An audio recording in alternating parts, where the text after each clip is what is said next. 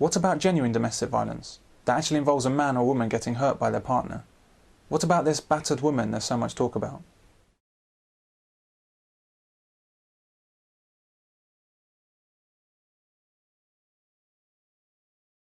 The mythical battered woman.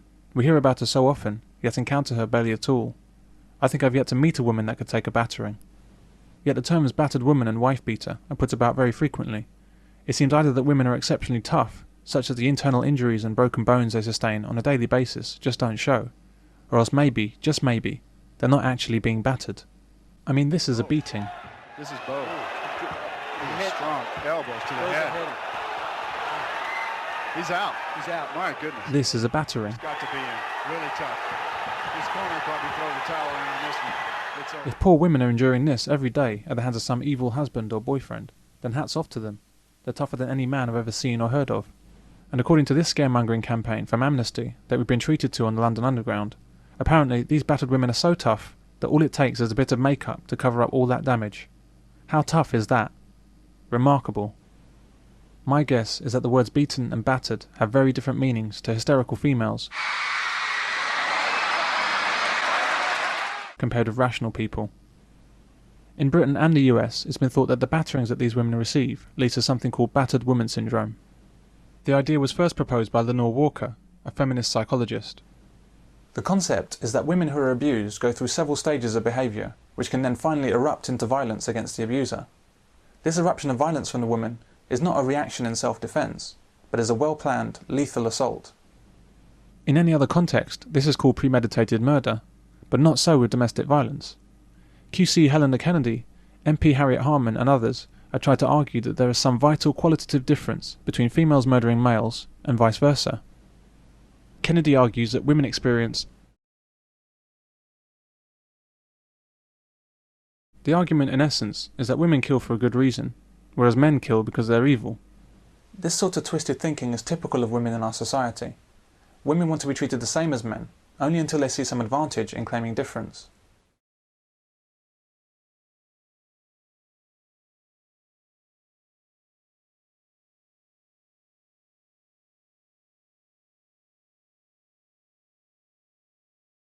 Harriet Harman was trying to make a case out if it was the Battered Woman Syndrome.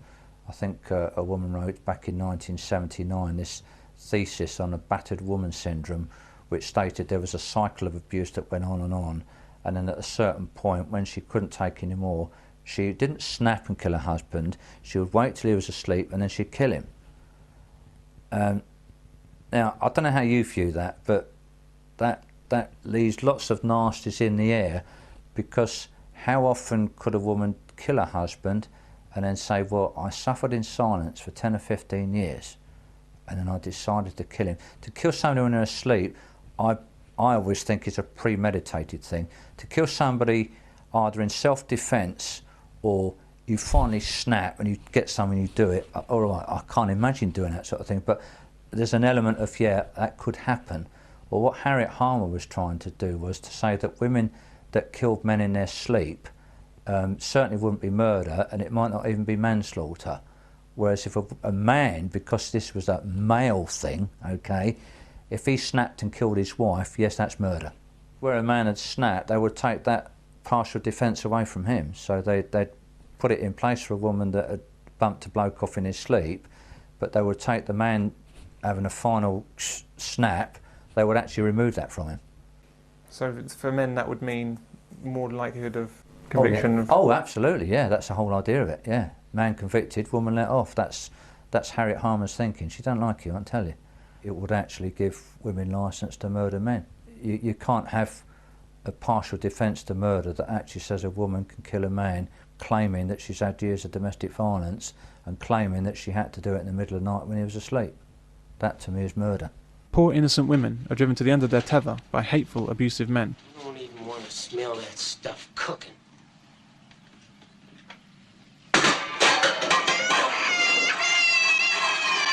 And they finally snap. But rather than an understandable human reaction in self-defence, she responds with calculation and planning.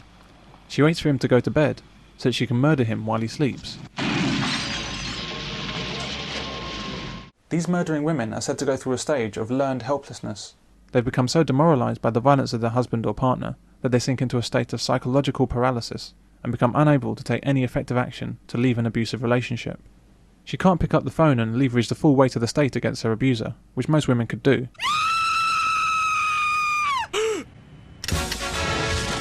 But she can successfully plan her revenge and execute premeditated murder while her husband sleeps, which most women couldn't do. Do you think it's justified as self-defence for a woman to kill a husband or boyfriend if she's been beaten by him in the past? I think that would certainly come into how it pans out on the trial. It'd be a mitigating circumstance, yes. Do you think that women should be allowed to commit premeditated murder in self-defence? No. Premeditated murder is murder. If you're controlled enough to premeditate a murder because you're being abused, you're controlled enough to leave the man, get out of there. And if you choose not to, and instead choose to kill the abuser, then you had a choice. And in court, in fact, I was in a court case of, it wasn't a man and a woman, but it came down to, was it self-defense?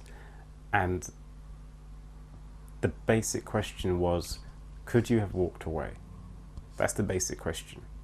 If you could have walked away, then it wasn't self-defense. So to bring that to this case of a woman suffering violence and then killing the man, could she have walked away? Well, yes. So then it wasn't self-defense. If a woman or a man, because let's switch around here, there are lots of men in abusive relationships. If it's easier, or rather if it's easier in your mind to kill him than to leave him, there is something fundamentally wrong with you, not with him. That's an awful reason to justify murder. You can be locked in mentally. When you've been abused for a long period of time, you can feel you have no other choice. You can feel that there's nothing you can do. However, women or men in those situations will not be able to think about getting somebody in to kill them because they would be so locked in, they'll have no options open to them whatsoever. They're completely locked in. There's nothing they can do. If they're free enough and they're strong enough in their mind to come up with ways of killing that man, they're free and strong enough in their mind to come up with ways of leaving that man. It's ridiculous. You also have to beg the question that given that you've got refuges all over the country and you've got helplines out for women all over the place and you've got police stuff, anything you want to look at, it's help is this way, why does she not access that help? The concept of the battered woman has been effectively demolished by numerous studies that have been carried out according to the recognised rules of research, as opposed to feminist invention. The single most damning fact about battered woman syndrome is that basic scientific method wasn't followed. The simple rules of science that you learn in your first days of secondary school. Inexplicably, the responses of subjects were never recorded, so there's no way for anyone else to verify the study's data. The existence of battered woman syndrome is essentially pie in the sky. Yet it's been used to deny justice to murdered men and dress up vengeful women as victims. I mean, you've got some experts in methodology that actually went through her work and they just discredited it. They said even the women that she interviewed to support this cycle of abuse hadn't actually even killed a man. Of course, some women are genuinely beaten, sometimes to death, and so are men, and so are children. But have you ever heard of a battered child syndrome, or a battered man syndrome?